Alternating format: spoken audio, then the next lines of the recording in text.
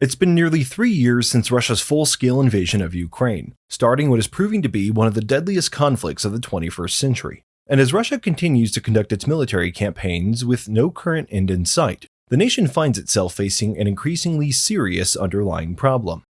War is expensive, and Russia, like every other nation on the planet, does not have unlimited resources. Despite its vast size, most of Russia's landscape is extremely harsh, preventing productive utilization and limiting Russia to just a few major export industries. And when it comes to domestic manufacturing, Russia's industry is woefully under-equipped, to say the least. Russia as a nation is actually far from being self-sustaining, even in the best of times. And altogether, Russia's economy is only roughly equivalent in size to the economy of Italy. So as Russia continues trying to fund this war in Ukraine, they are unsurprisingly finding themselves running increasingly low on, well, everything, including military equipment, men, and perhaps most notably, money, a shortage in particular that is currently ramping up to new heights, which we'll discuss shortly. With each day the war drags on, Russia is finding themselves standing closer and closer to the edge of an economic cliff. And interestingly, this is not the first economic cliff in Russia's history. In the past, the nation has actually fallen off of similar economic cliffs several times, leading to horrendous results and a scary omen for the current administration in the Kremlin. And if you were to compare Russia's economy today to the weak economy that led to the collapse of the Soviet Union in the late 1980s and early 1990s, you would find eerie similarities and similar underlying weaknesses. For a long time, that Soviet economy seemed strong. But due to a sudden and prolonged drop in oil revenues, alongside an invasion of Afghanistan that didn't exactly go as planned, the entire Soviet system collapsed catastrophically, seemingly overnight, though the signs were there all along. The similarities between the Soviet Union and the Russia of today are obvious, but how likely actually is today's Russia to crash in a similar way? Given the fact that the world is literally at war, there is, of course, plenty of incentive for certain players to downplay the weakness of the Russian economy. This is how war propaganda has always worked for thousands of years of human history, so it shouldn't be that surprising. But the truth is that there are currently some clear signs of Russia's rapid economic decay that cannot be denied. For example, interest rates in Russia are currently some of the highest the nation has ever seen, sitting at 21% as this video was written, with indications from the Russian central bank that they're about to go even higher. And that's significant because interest rates in Russia are one of the few reliable public data points we have to help determine Russia's economic health, or lack thereof. Any other data point could be easily hidden or skewed, but not interest rates. Even worse, these high interest rates are in and of themselves evidence of something far more serious going on beneath the surface in Russia. A massive scheme of money printing that the Kremlin can no longer hide, despite their best efforts. We'll return to take a look at that in depth later on in this video, but for now, suffice it to say that because of these and other trends, for the past several months, the value of the Russian ruble has been plummeting. And all of these things together are doing long-term damage to the Russian economy that many Russian people won't fully realize until it's already far too late. But let's pause there, because there's an elephant in the room, and I have an interesting question about all of this. Why exactly don't many Russian people seem to realize what's going on? You would think that with their economy in such a state of disrepair, the people of Russia would be protesting en masse, banging on the doors of the Kremlin, and asking for a quick end to the war in Ukraine so that they could salvage some semblance of an economic future for themselves and their children. But we don't see that nearly as much as we would expect. There's something highly interesting taking place in Russia right now. Something that's so unique, it's sure to make this period of history one that is highly studied for decades to come. Because you see, perhaps paradoxically, despite the data points we've just shared, it's also true that, at first glance, Russia's economic vulnerability might be hard to notice, perhaps even invisible to the untrained eye. That makes it easy to deny, something that the Kremlin itself is no doubt counting on. If you were to visit certain Russian cities, like Moscow and St. Petersburg, you might note that things still appear to be going pretty well on the surface. Here at the heart of Russian prosperity, people still largely have access to the things they want, even if sanctions mean that the variety has greatly decreased since the start of the war. And when it comes to the basic necessities, few people here are forced to go without. The cost of the war doesn't seem to be a huge factor in the public consciousness, and if you were to ask the wealthy locals, some of them might even say that they're convinced the economy is doing better than ever, a message that is constantly being reinforced by official Russian state propaganda, and even by some Western media that happens to uncritically believe the numbers they are being provided by the Kremlin, while failing to notice the inconsistencies in that data, say between Russia's public claims about their own economic growth, alongside their excessively high interest rates that reveal some serious underlying problems.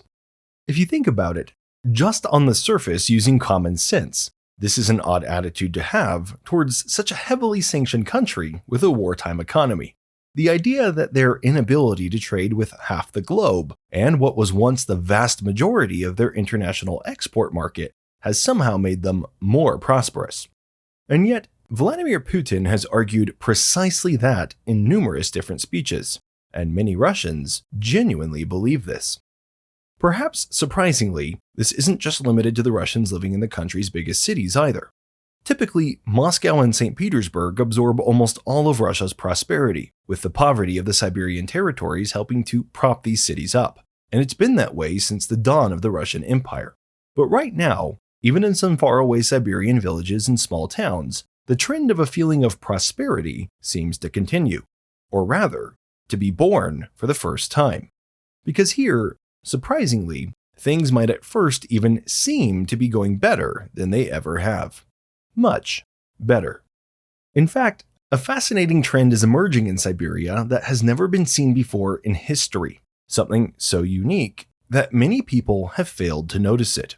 Many of Russia's small local economies have been stimulated with large influxes of fresh cash, as people who once had access to very few opportunities to make money are now striking it rich, by local standards, from the recruitment bonuses, high military salaries, and death payments that have been flowing in from the Russian military. Essentially a bribe that is being paid to the locals in exchange for the lives of their husbands and their sons who have fallen on a battlefield somewhere in Ukraine. The Wall Street Journal has even reported that here in Siberia, among what was recently stark poverty, people can sometimes be seen walking down the streets in brand new expensive fur coats, often on their way to local restaurants where they dine every evening, quickly drawing down on their newly acquired funds in a way that is not dissimilar to what happens among those who have recently won the lottery. And that increased spending, in turn, benefits everyone else providing the services they're now enjoying with their newly found wealth. So, what is going on here? And how could some Russians be experiencing such heightened feelings of prosperity at one of their nation's weakest economic points in history? Or, perhaps, is the economy really not so weak after all? Well, not so fast. It turns out this shiny surface is not just accidental. It's intentional, put in place to keep the Russian people happy throughout the war. Its origins are also completely trackable, something we'll get into in just a moment. But this shiny surface is also completely artificial, and by definition, temporary. And just as many lottery winners eventually end up broke, despite winning millions, below this shiny surface in Russia, a dark crater is now forming that threatens to swallow the entire Russian economy if its foundations aren't shored up again very, very soon. So now let's put all of these things together and show how they're not so disconnected after all, and how Russia's current economic predicament actually makes complete sense once you know all of the different pieces. Going back to the 21% interest rate we mentioned at the beginning of this video, as one of the few reliable data points we have on the Russian economy, you can think of Russia's high interest rates as if they were a blip on a seismograph, picking up increasing seismic activity below the surface of a mountain that indicates a coming massive volcanic eruption. Similar signals are popping up across the country, and as this seismic activity increases, it becomes increasingly more likely that the eruption is coming, even if no one can predict the exact moment it will happen. To extend the analogy, this eruption's possibility is only made even more likely if this is a volcano that's already blown up in the recent past, like how Russia still sits on the economic crater left by the Soviet Union just a little over 30 years ago, with many of the same underlying problems never having been resolved, showcasing the future possibilities for the country just as smoke plumes do when they rise from an active volcano. As this eruption hits, only a paper-thin barrier will remain between the unaware Russian populace and the economic crater beneath their feet. So what is this economic crater? Well, bluntly stated, Russia's high interest rate indicates that they are running out of money, and more specifically, going back to those rich Siberians, the stockpiles that the Russian government has been using to pay their soldiers and to hide the effects of the war in Ukraine from the average Russian citizen are now running on their last fumes. And these funds are just about as likely to get quickly replaced as a lottery winner who has lost his fortune is likely to win the lottery again for a second time. As this cash dries up, it will obviously impact the lifestyles of most Russians, but it will also create impacts that could go far beyond just the Russian economy, even potentially undermining Vladimir Putin's regime as a whole, just as happened to the Soviet Union. Now, it shouldn't take an economist to figure out what's going on here. As we said earlier, all that really needs to be done is to ask that incredibly simple, common sense question. How could the most heavily sanctioned economy in the world possibly be doing better than it ever has, while simultaneously fighting an incredibly expensive and all-consuming war that's eating up a huge percentage of what the economy still manages to produce? Make sense to you? It doesn't make sense to me, and it shouldn't make sense to anyone. Asking that question alone, it's obvious that Russia is operating on borrowed time. But more technically, there's a specific explanation for what's going on here. And while this appears to generate temporary surface-level prosperity, as the saying goes, the bigger they are, the harder they fall. So let's start by explaining the source of the temporary prosperity.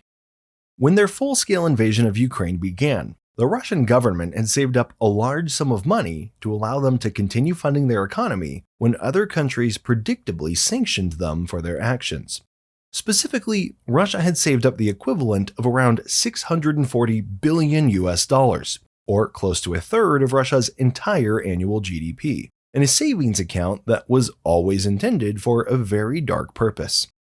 This money could be used to help Russia weather wartime economic storms, or it could potentially be deployed at an opportune time to help create artificial prosperity and protect internal support for Russia's wars of expansion. The idea was that if the Russian people felt that they were more prosperous when Russia was at war, they would be more willing to support future wars and view Putin's policies positively, since at its core, popular support for any regime in any country usually comes back to people's individual perceptions of their own economic prosperity.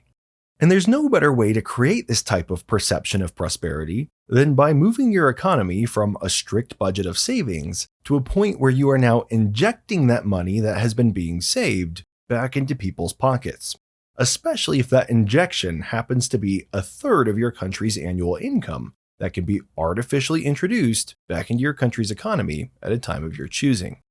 You can think of it on an individual level as if you were going from putting 15% of your income into a retirement account every year, and then deciding all of a sudden to stop saving entirely and to instead withdraw all the funds from that retirement account all at once and spend the money on luxury items. If you did this, you could buy yourself some really, really nice things for a short time. But soon, the money will run out, and you'll realize that you've sacrificed your entire future to look highly prosperous for just a few years. This is sort of what Russia is doing right now. In Russia's case, Vladimir Putin began putting this money aside shortly after the Russian annexation of Crimea back in 2014. At that time, rather than taking decisive action against the Kremlin, the US, under President Barack Obama, had merely placed minor sanctions on Russia. That, in turn, tipped the Russian government off as to how the US would likely respond if Russia ever tried again to take more Ukrainian territory in the future.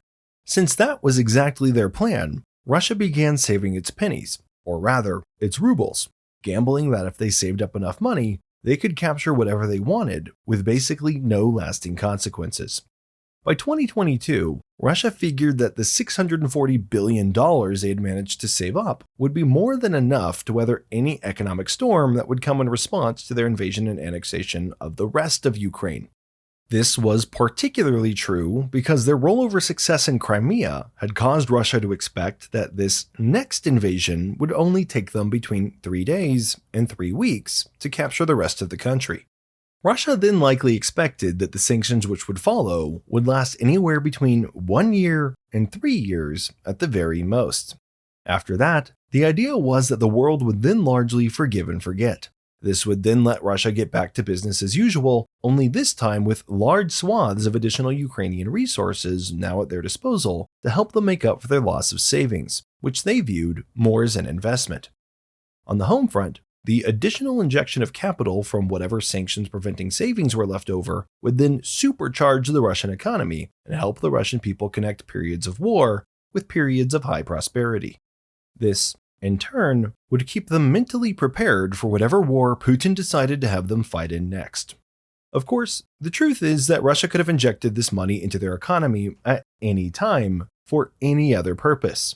The real prosperity would not actually be connected to the war, but the vast majority of Russian people would simply never realize this.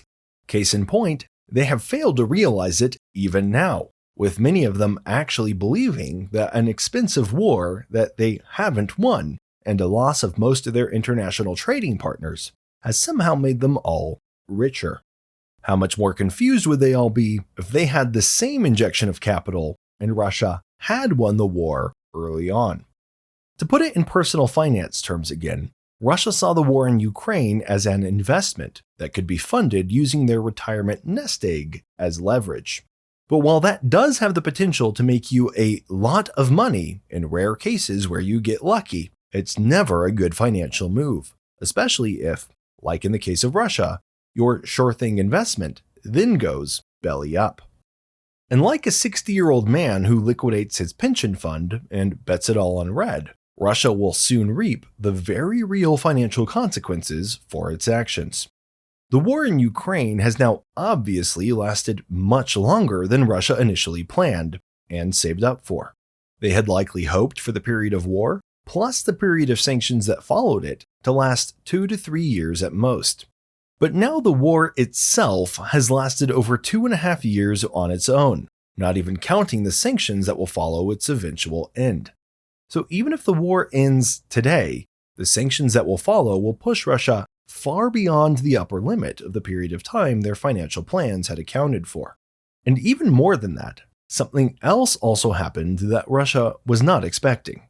Shortly after the war began, half of their $640 billion savings account, or more than 15% of Russia's entire annual GDP, was frozen by foreign governments, leaving Russia unable to access the funds and causing Russia's invasion to fail just as drastically on the financial front as it had failed on the battlefield. And because of both of these factors, Russia's pre-war savings account that they have been using to hide the cost of the war from their people is now close to empty. If it were ever to hit zero, drastic consequences would ensue. How close to empty this savings account currently is, no one exactly knows. And actually, when one considers the impacts of inflation, asking when that savings account will hit zero turns out to be the wrong question to be asking in the first place, because that's not exactly how things work. Unlike individuals, countries have a particular advantage that allows them to drag things out when they're running out of money. They can just print more, leading to negative consequences, but consequences that aren't as immediate as not being able to pay your bills. And a sure sign that a government is printing more money is high interest rates. Sound familiar? It should, because, as we have already said, this is exactly what we now see in Russia, official interest rates sitting at 21%. Let's use another analogy to explain what's going on here. When you get sick, you might develop a fever, which is a symptom, but not the underlying virus that's actually making you ill. The underlying virus, if left untreated, can then create all kinds of other symptoms, and sometimes those symptoms can become unmanageable until they reach the point where they finally kill the host. Using this analogy, in this case, the current symptom Russia's economy is experiencing, the fever, is a high interest rate. By itself, it hurts, but usually it doesn't kill unless it gets above a certain threshold. However, the underlying virus causing this fever is massive internal inflation, and if left untreated, this underlying virus can cause all sorts of even more serious problems for Russia, which can quickly become economically fatal. Basically, Russia's 21% interest rate is currently so high because of high wartime spending, where, to try to slow down the burn rate of their pre-war stockpile of cash, the Russian government has begun printing Russian rubles at an increasingly fast pace. Russia doesn't want their savings account to hit zero, because if it ever did, things would become very, very bad for them all at once. But sanctions and other factors are also preventing Russia from replenishing this account through natural economic means, because they are currently running a deficit and spending far more than they're making. Normally, a country could solve this by simply borrowing money from others, but Russia has a problem. Nobody wants to lend them money right now. The key difference between Russia's budget deficit and, for example, the budget deficit of the United States, even though the US owes a lot more money than Russia does. But while the US might be in a lot of debt, importantly, there are still plenty of people willing to lend to them, meaning the actual risk of having a lot of debt hasn't actually happened to them. And the same goes for Europe as well. On the flip side, Russia already has run out of lenders, almost as soon as they began running a deficit. So the only option Russia has left is what amounts to, literally, creating more money out of thin air to fund the things the savings account has been funding. But of course, when you do that, the costs have to be shifted somewhere.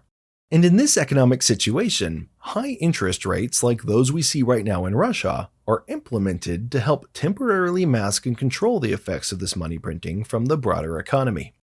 Explaining how this works can get a bit complicated, so let's use a comparison to make it simple to understand, even if you're not an economist.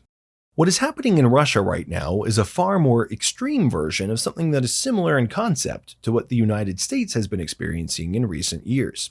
In the case of the United States, most people know that the Federal Reserve has raised interest rates in recent years to try to prevent housing prices from rising out of control.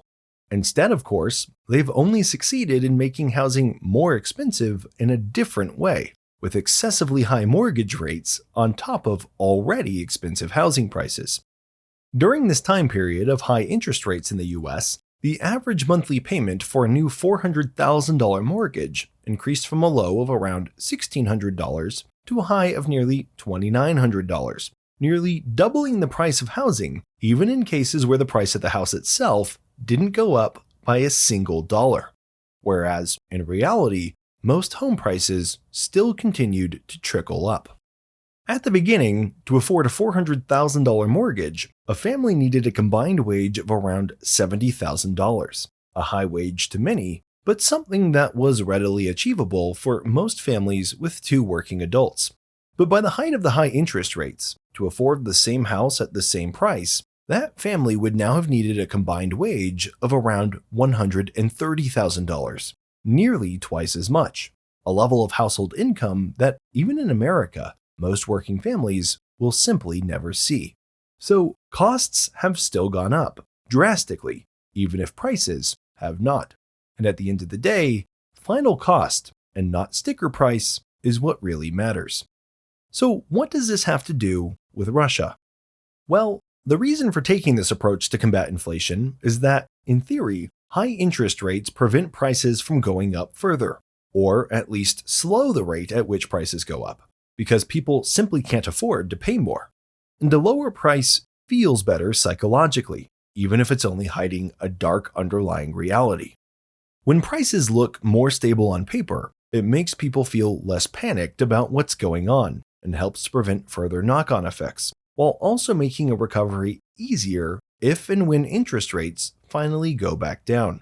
People are more willing to see interest rates fall than they are to cave in and sell their home for less than they paid for it, after all. But the reality is that in the short term, regardless of the sticker price, people are still paying a whole lot more than they used to. So that's how high interest rates are used to try to mask and contain the effects of inflation. And as bad as this has been in the US, it's been a whole lot worse for Russia. At least 4 times worse, just according to official numbers, which might be making the situation look significantly better than it actually is.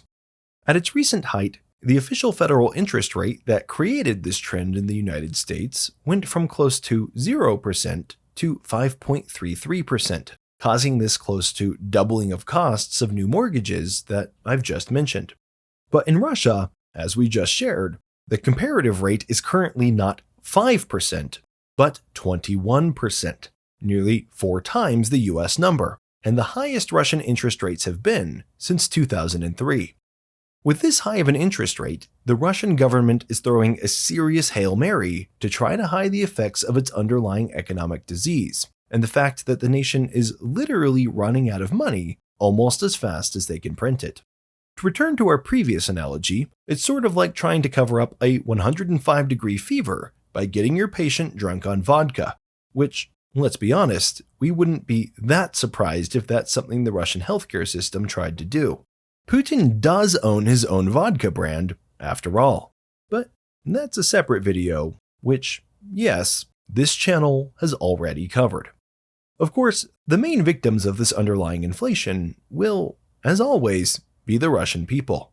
For every ruble they create, the Russian government is devaluing the existing rubles that sit in the savings accounts of normal Russians, and also devaluing any paychecks that Russian people receive, which don't keep up with this high level of inflation.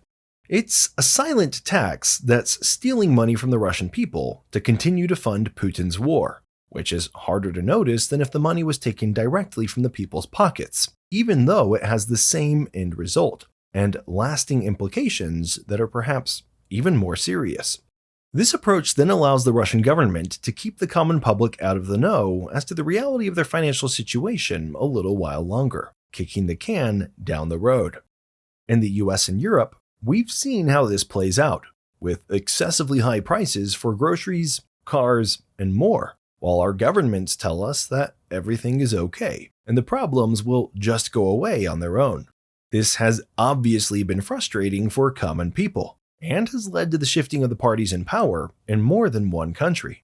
So just imagine how things will be in Russia once this inflation hits their economy in full force, at 4 times the rate that we have all been experiencing. I'd personally love to see another Tucker Carlson Moscow grocery store video a year from now, when groceries might now cost the same as they do in the US, with Russian people's wages being just a tenth or less compared to what Americans can earn. But despite these risks, Putin has chosen this path for a reason. It's better than the alternatives for him, and it's all a calculated move to delay possible regime collapse as long as he possibly can. But how could this possibly be better than the alternatives? As we already mentioned, a large part of this inflation has come because Russia needs to pay military recruitment incentives like signing bonuses, high salaries, and death payments to get soldiers to join their army. These high payments carry the inherent risk of making inflation worse, which could cause an internal crisis. But Putin has obviously calculated that this risk is lower than the risk of causing a different internal crisis by forcing too many people to join the military through mandatory mobilization. That's why Russia hasn't explicitly forced people to join its frontline military forces, though some have been mobilized for military duties inside of Russia itself. Those being sent to the front lines are instead basically being forced to fight in a different way, by promising high payments to future soldiers that, for many men, are their only possible hope of escape from the crushing debt and low wages they're accustomed to. For this reason, Russia keeps pushing military payments higher and higher to entice people to continue to join, something that shows Putin is unwilling to escalate the war to full-out mobilization, proving that there are limits to his willingness to push the Russian people too far. But even that is starting to fail to work, as people are becoming more aware of the risks of fighting, and as inflation begins to spiral out of control.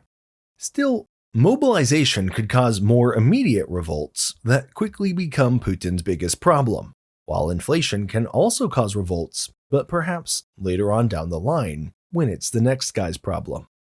That in mind, Putin will kick the can down the road as long as he can, and he has a few more tricks up his sleeve to help him do it. Because, as it turns out, the Russian government knows exactly how to exploit this type of situation to the very last ruble. Just as one example, to take even further advantage of this high inflation that they themselves caused, the Russian government has been doing things like delaying these death payments to the families of fallen Russian soldiers as long as they possibly can. There's a lot of theories as to why they do this, but those who are familiar with Russian history will see a familiar theme. This strategy of delaying payments originated as an old trick the oligarchs used to use around the time Vladimir Putin initially rose to power on their wings. As they grabbed control of Russia's major industries, the oligarchs would then delay payments to their workers by months at a time to get even more rich off of the inflationary difference, because controlling the industries themselves simply wasn't enough for them, and greed truly has no limits. These cutthroat strategies then allowed the oligarchs to reinvest and gobble up even more of Russia's industries, helping to further centralize almost all of Russian power and the entire Russian economy very quickly into a very small number of hands. That is how you fund a fleet of super yachts. The idea behind this strategy is that if I owe you $10 today and I pay you that same $10 6 months late, when, due to inflation, it is now only worth the equivalent of $8. I've just saved myself 20%, with the person I'm paying being none the wiser. They think they finally received their full wage just a bit late, when I know I've just robbed a fifth of their annual income from them. What's more, if I was able to invest your wages while you waited patiently to receive them, earning interest on those investments, and you were forced to take on debt where you had to pay interest to buy your basic necessities, the disparities become much greater. The oligarchs who implemented these strategies are still in power in Russia today, so predictably, they are using them all over again as Russia tries to make its rainy day fund go as far as it possibly can. By delaying military payments by 6 months to a year, Russia can effectively cut the final value of those payments by a huge percentage, while the people waiting for those payments, often who had husbands or sons who sacrificed their lives in Putin's war, also pay massive sums for any debt they incur during this time period due to the extraordinarily high interest rates we've just discussed. But even this sort of trickery has its limits. Even without a war, the official interest rate that is currently being put out by Russia could cripple any economy. And as it turns out, even without a war, Russia's economy was already even more vulnerable than most, with far fewer levers that can be pulled to try to turn things right side up again. As I alluded to before, part of Russia's economic problem is also the result of underlying cracks that have been growing in the Russian economy since the Soviet era. And in fact, it was cracks similar to those we are now seeing again that helped contribute to the collapse of the Soviet Union in the first place. Due to Russia's war against Ukraine, these familiar cracks are now widening at an accelerated pace that probably cannot be stopped, regardless of the outcome of the war. But that's another topic in and of itself. So if you enjoyed this video and want to catch the rest of this analysis, check it out on screen if it's already finished, covering their underlying problem of Dutch disease that will prevent them from recovering from all of the things we've just discussed. Thanks for watching, and I'll see you on the next video.